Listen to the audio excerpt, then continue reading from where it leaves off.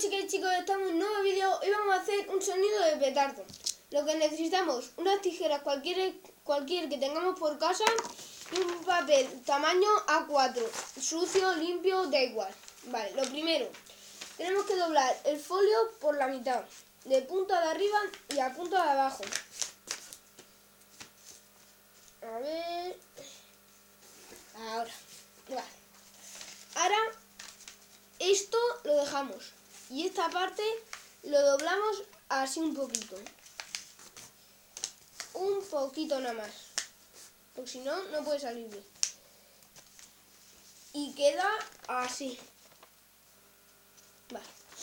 Ahora la parte, esto lo dejamos y esta parte la recortamos. Y cojo las tijeras. Esperad un poquito que me ha salido aquí mal. A ver. Ahora, venga. Vamos.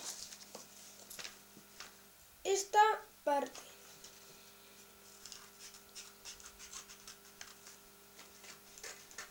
Creo que no se me da muy bien recortar, pero...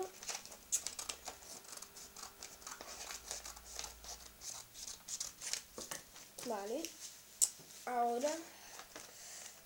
esto también lo recortamos. Vale. Y tiene que quedar así. Vale. Ahora cogemos de aquí y lo empezamos a doblar. Así. Y ya lo tenemos listo. ¿Que cómo se usa? Pues muy fácil. Lo ponemos así, al revés. Y esto de adentro, esto de aquí adentro lo sacamos y de la punta de ahí, de aquí, ¿sabes?